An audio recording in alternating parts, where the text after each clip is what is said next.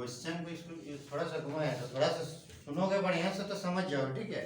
पर वह एपी ज्ञात कीजिए जिसका तीसरा पद 16 है। तीसरा पद कितना दिया है? 16। तीसरा पद 16 है। इसका मतलब है कि ये 3 16 है, शॉर्ट में लिखते हैं। उसके बाद बोला है तीसरा पद 16 है और सातवां पद से पांचवा पद 12 अधिक है। क्या बोला है कि सातवां पद पांचवा पद से 12 अधिक है।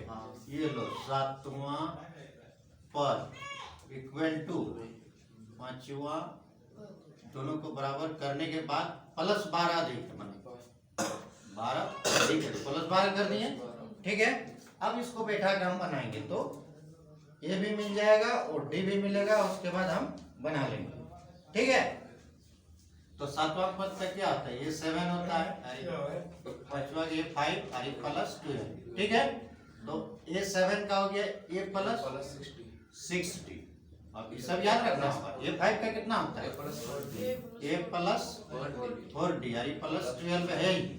अब बता सब ये और डी को एक तरफ ले आओ, और ये 60 है, ये है, इधर आएगा तो -4d और इधर 12 ही रहने दो। तो ये और ये चला गया, 60 में 4d तो 2d बचेगा, तो आएगा इक्वल टू 2, यानी d इक्वल टू और ये बाय में आ जाए, मतलब डिवाइड करना कितना बार में? 6 बार में, यानी d इक्वल टू आपका कितना आ गया? 6 हो गया। हम मेरा क्या बोला था कि ये 3 दिया है 60, इसी को लेकर बना। ये 3 कितना दिया था? तीसरा पद मैंने दिया था 16। तो A3 का फॉर्मूला क्या आता है?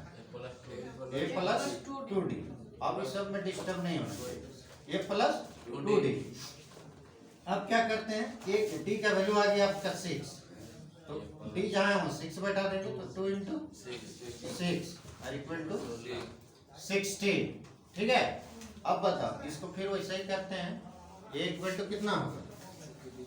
सॉरी, इक्वल टू नहीं आएगा, a प्लस 6 2 या 12 होगा और इक्वल टू 16 हो गया।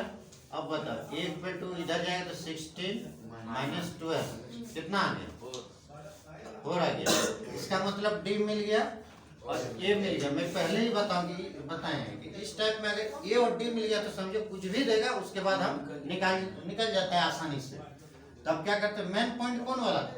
ये वाला।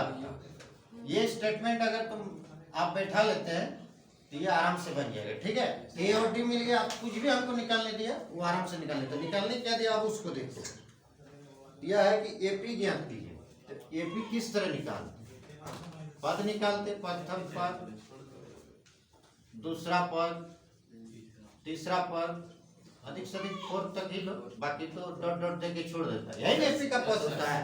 अब इसका फॉर्मूला लगा के हम बना देंगे। A1 का फॉर्मूला आता है, A2 का फॉर्मूला आता है A प्लस D, फिर होता है A प्लस 2D और ये होता है A प्लस 3 और इधर ऐसे डॉट डॉट, माने ऐसे करके हम और बनाते रहेंगे। तो 4 को निकालो, उससे अधिक नहीं निकाला जा सकता। A का वैल्यू कितना आता है? यानी प्रथम पर 4 आ गया और फिर A का वैल्यू 4 प्लस D का वैल्यू कितना है? 6 हो गया। फिर 4 प्लस 2 इंटू 6 हो गया। फिर 4 प्लस 3 इंटू 6, फिर कॉमा, फिर डॉट डॉट, ऐसे होते रहे।